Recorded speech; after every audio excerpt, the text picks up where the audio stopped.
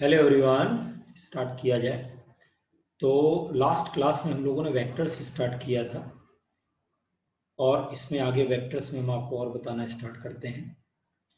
Vectors में हम लोगों ने इंट्रोडक्शन पढ़ लिया है, वेक्टर्स में इंट्रोडक्शन पढ़ लिया है। वेक्टर्स में हम लोगों ने ये पढ़ लिया है कि भाई डायरेक्शन जो है वो आपको आई कैप, जे कैप, के कैप, तीन कंपोनेंट्स आपको तीन डायरेक्शंस एक्स वाई जेड में होती हैं। आज हम आपको उसी पार्ट में और थोड़ा सा बताने जा रहे हैं, कंपोनेंट्स ऑफ वेक्टर। वेक्टर के जो कंपोनेंट्स होते हैं वो कैसे कैलकुलेट किए जाते हैं वो आज हम आपको बताने जा रहे हैं। कंपोनेंट्स ऑफ वेक्टर, सबसे पहले तो कंपोनेंट का मीनिंग क्या होता है, what is the meaning of component. Component का मतलब होता है magnitude of vector, magnitude of vector in a particular direction, in a particular direction। किसी पर्टिकुलर डायरेक्शन में वेक्टर का जो मैग्नीट्यूड होता है उसको कंपोनेंट कहा जाता है। बहुत सिंपल सी डेफिनेशन है, वेक्टर का मैग्नीट्यूड एक पर्टिकुलर डायरेक्शन में उसको कंपोनेंट कहा जाता है। अब कंपोनेंट कैसे कैलकुलेट करेंगे इस वाले पार्ट पर आते हैं। तो देखिए, कंपोनेंट हम आपको पहले टू डायमेंशन में बताते हैं। जैसे मान लीजिए एक एक्सिस आपकी ये हो गई, इसके बाद जो है दूसरी एक्सिस आपने ये बना दी। एक का नाम फॉर एग्जांपल आपने एक्स एक्सिस कर लिया और एक का नाम आपने वाई एक्सिस कर लिया। फॉर एग्जांपल ये आपने वाई एक्सिस बनाया यहाँ पर और ये आपने एक्स एक्सिस बनाया। ओके, तो ये आपने दो एक्सिस लिए। टू डायमेंशन में कंपोनेंट कैसे कैलकुलेट किए जाते हैं इसकी बात हो रही है। अब फॉर एग्जाम्पल ये आपने एक वेक्टर यहां से ड्रॉ किया ऐसे ऐसे, ये आपने एक वेक्टर ड्रॉ किया इस डायरेक्शन में ऐसे, ये वेक्टर है। अब इसकी जो डायरेक्शन है वो ये है, ये डायरेक्शन। फॉर एग्जाम्पल इसका नाम रख लेते हैं वेक्टर ए। ठीक, हम लोग कंपोनेंट कैलकुलेट कर रहे हैं दो डायरेक्शन में, एक्स और वाई में केवल। ऐसा वेक्टर हमने लिया है जिसके दो ही कंपोनेंट है, एक एक्स कंपोनेंट एक वाई। जैसे आप ये समझिए कि लेडर है, सीढ़ी लगा रखी है और ये दीवार है ऐसी। आपने दीवार पर, ये दीवार हमने एक डॉट डॉट करके यहाँ बना दी, ये दीवार से आपने सीढ़ी लगा करके रखी हुई है। अब कोई यहाँ से चढ़ करके गया, सीढ़ी से लेडर से चढ़ करके गया, तो वो कितनी हाइट चढ़ के जा रहा है, इतनी, ये हाइट है और ये उसकी हॉरिजॉन्टल डिस्टेंस। इसको नाम दिया जाता है एक्स कंपोनेंट, ए के नीचे छोटा सा एक्स, और इसको नाम दिया जाता है ए का वाई कंपोनेंट। यहाँ पर हमने दो नाम दिए भाई, एक नाम हम लोगों ने यहाँ पर दिया ए एक्स। ए एक्स का क्या मीनिंग है, एक्स कंपोनेंट, और ए वाई का क्या मीनिंग है यहाँ पर, वाई कंपोनेंट। ए वाई का क्या नाम है, वाई कंपोनेंट। एक वाई कंपोनेंट एक एक्स कंपोनेंट। अब यहां से क्या हो रहा है कि ये देखो, ये थीटा हमारा एंगल। ठीक, अब अगर कल को आप यहां से कॉस थीटा कैलकुलेट करें, तो आप अगर कॉस थीटा कैलकुलेट करेंगे तो क्या मिलेगा आपको, ए एक्स अपॉन मॉड ऑफ ए। ये देखो, ये बेस हो जाएगा, ये हाइपोटेन्यूज हो जाएगा। तो यहां से ए एक्स की जो वैल्यू आपको मिलेगी that is equals to a cos theta. ये हमारा एक्स कंपोनेंट हो गया। इसी तरीके से अगर हमको वाई कंपोनेंट कैलकुलेट करना है तो हम यहां से साइन थीटा कैलकुलेट कर लेंगे। साइन थीटा मिलेगा, देखो a y upon a mod of a, तो यहां पर लिखा जाएगा a y equals to a sine theta. ये हमारा सेकेंड कंपोनेंट हो गया। एक एक्स कंपोनेंट है, एक हमारा वाई कंपोनेंट है। क्लियर हो रहा है कि नहीं हो रहा है। तो जो एक्स कंपोनेंट है वो हमारा ए कॉस थीटा है और जो वाई कंपोनेंट है वो ए साइन थीटा है। ठीक है, ये हॉरिजॉन्टल कंपोनेंट, वर्टिकल ऐसे भी आप प्रोजेक्टाइल मोशन में यूज करेंगे। तो ये हमारा एक्स कंपोनेंट है और ये हमारा वाई कंपोनेंट है। ठीक, यहां से यहां तक अगर आप गए तो आपने हॉरिजॉन्टल डिस्टेंस ये कवर की और वर्टिकल ये कवर की। तो ये दो कंपोनेंट है, मतलब ये वेक्टर इन दोनों से मिलके बना हुआ है, ये वेक्टर इन दोनों से मिलके बना हुआ है। आप इसको ऐसे भी कर लो कि यहां से अगर आप ये मिला दो इसको, देखो वेक्टर ये ऐसे अब मिला दिया, अब ये देखो रेक्टेंगल बन गया। इसलिए इनको एक नाम और दिया जाता है रेक्टेंगुलर कंपोनेंट्स, एक नाम और दे सकते हैं रेक्टेंगुलर कंपोनेंट्स। ओके, ये ax है, ये ay है, तो सामने वाला जो है ay होगा, ये ax है, ये ay। अब हम इन फ्यूचर क्या करेंगे, ऐसे याद रखेंगे कि जैसे मान लो ये वेक्टर हमारा a है, तो जिस साइड एंगल बनेगा वो होगा cos थीटा वाला कंपोनेंट, और जो दूसरी साइड वाला होगा नॉर्मल वाला, ये हमारा sin थीटा वाला कंपोनेंट होगा। ठीक, ये वेक्टर a जिधर एंगल बनेगा उधर cos और दूसरी साइड sin। क्लियर हो रहा? तो ये आपके दो कंपोनेंट हैं, एक x और y, क्योंकि हमने केवल प्लेन को लिया है, एक x कंपोनेंट को लिया, एक y को लिया। ओके, अच्छा एक बात और इसमें देखो, अगर कल को हम लोग वेक्टर को रिप्रेजेंट कर रहे हैं तो वेक्टर को कैसे रिप्रेजेंट कर सकते हैं? हम वेक्टर को रिप्रेजेंट कर सकते हैं ax i कैप और ay j कैप। ये xi cap plus yj cap, दो कंपोनेंट है, x के आगे लग गया i कैप और y के पीछे लग गया j कैप। ये आपने कंपोनेंट जो है यहां से इस्तेमाल करके इसका रिप्रेजेंटेशन किया, वेक्टर को ऐसे रिप्रेजेंट करते हैं। अच्छा, अब यहां पर जो नेचुरल सवाल उठता है, क्वेश्चन उठता है कि ए का मैग्नीट्यूड कैसे निकालेंगे वेक्टर ए का। तो वेक्टर ए का जो मैग्नीट्यूड निकलेगा, पाइथागोरस लगा दें तो under root of a x square plus a y square.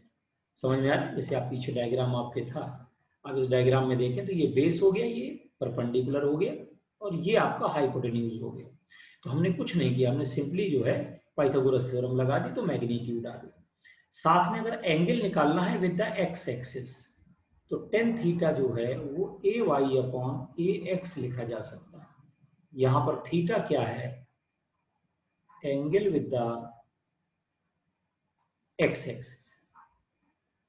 यहां पर थीटा क्या है, angle with the x axis. Okay, theta जो है वो angle with the x axis है, तो टेन थीटा आप यहां से कैलकुलेट कर सकते हैं। ये क्वेश्चन जनरली आपको पूछे जाते हैं। जैसे हम एक छोटा सा क्वेश्चन यहां से बना ले कि फॉर एग्जांपल आपने, है ना, एक क्वेश्चन बना लेते हैं यहां से कि फॉर एग्जांपल एक वेक्टर है आपका, ये जो वेक्टर है ये मान लो 3i कैप और प्लस 4j कैप है। ठीक, ये आपने एक वेक्टर बनाया यहां से। अब पूछ रहा है कि सबसे पहली बात इसका मैग्नीट्यूड बताइए कितना है, और सेकंड थिंग बताइए angle with the x axis कितना है। ठीक, दो चीजें हमसे पूछी गई। ओके, तो सबसे पहले क्या करेंगे, देखो क्वेश्चन में x कंपोनेंट कितना है, 3 है, और y कंपोनेंट कितना दे रखा है हमको, 4 दे रखा है। तो अगर हम सिंपल सा फॉर्मूला लगाएं तो हमको पता है अंडर रूट ऑफ 3 का स्क्वायर 9, 4 का स्क्वायर 16 और this will be equals to root of 25। और अगर रूट ऑफ 25 करेंगे तो ये 5 यूनिट्स, जो भी यूनिट है ये आपका 5 यूनिट्स आ जाएगा। ठीक, next part is angle with the x axis. तो अगर angle with the x axis करेंगे तो tan theta equals to a y upon a x, तो 4/3 आ जाएगा यहां से।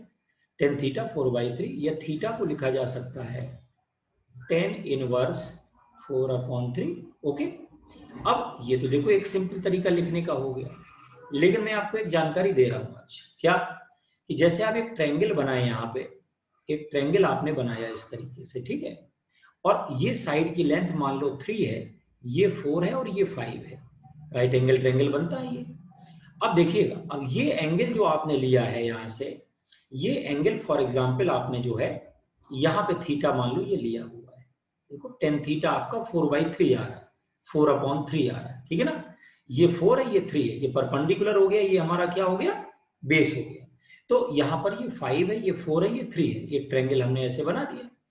तो ये वाला जो एंगल होता है, ये जो थीटा आपने लिखा है, ये 53 डिग्री होता है, ये एंगल 53 होता है, और ये वाला एंगल होता है 37, ये फिक्स है, और ये तो 90 है ये।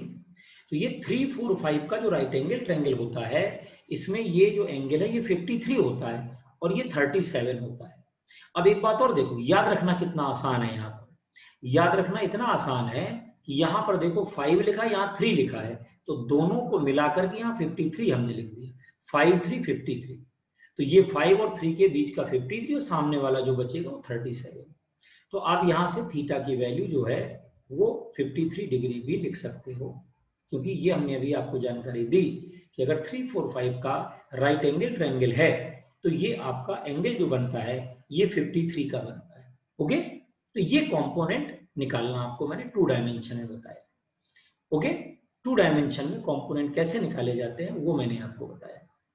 अब आइए आपको 3 डायमेंशन में कंपोनेंट निकालना बताते हैं।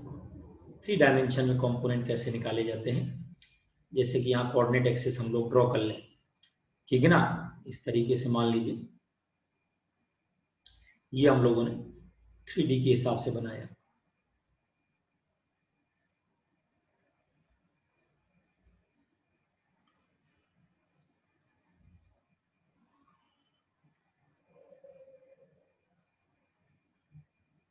ये इस तरीके से जो है ये आपने बना रखा है, मान लो।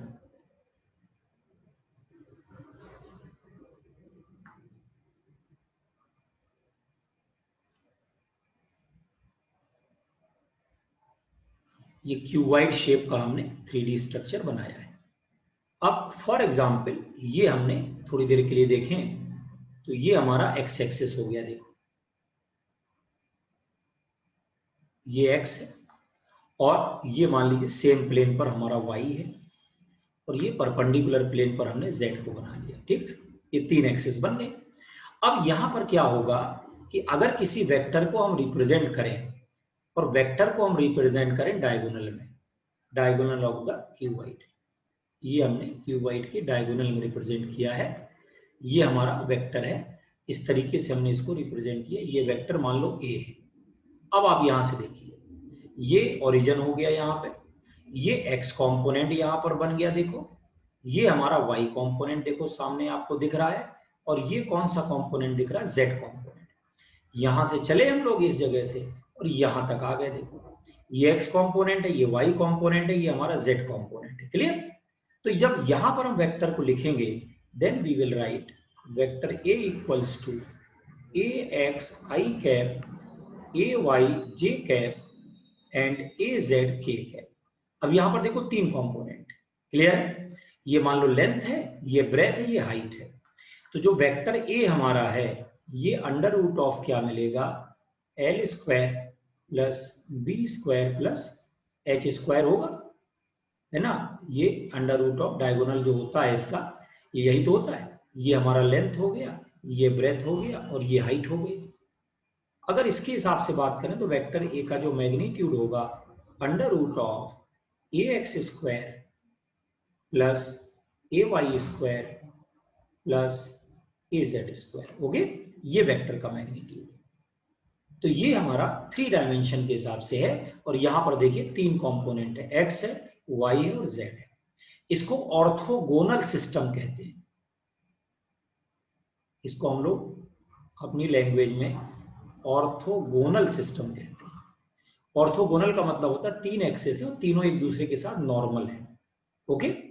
अच्छा एक बात और देखिए, यहां पर जो एंगल है इसका एक्स के साथ ये अल्फा है, वाई के साथ जो एंगल है ये बीटा है, और जेड के साथ जो एंगल है ये गामा एंगल है।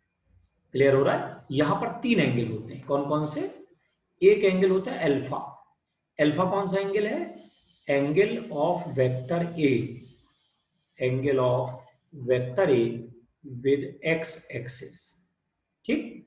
बीटा क्या है भाई, बीटा है angle of vector a with z y axis, और तीसरा गामा है angle of vector a with z axis, okay. तो ये 3 एंगल होते हैं डायरेक्शन कैलकुलेट करने के लिए।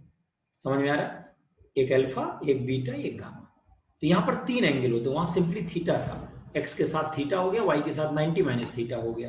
जैसे हम पिछली वाली की बात करें तो यहाँ पर 2 ही एंगल होंगे। जैसे मान लो आपने वेक्टर जो है यहाँ पर बनाया तो ये थीटा है, तो बगल में 90 माइनस थीटा हो गया। यहाँ से ये एंगल अगर लोगे तो ये 90 माइनस थीटा हो जाएगा। लेकिन यहाँ ऐसा नहीं है, यहाँ जो है ऐसा नहीं है। यहाँ पर 3 एंगल है, अल्फा है, बीटा है और गामा, 3 एंगल है यहाँ पर। और ये जो तीनों एंगल हमारे हैं इनके बारे में हम डिटेल डायरेक्शन कैसे कैलकुलेट किया जाता है ये नेक्स्ट वीडियो में एक्सप्लेन करेंगे, ओके। चलिए, थैंक यू वेरी मच।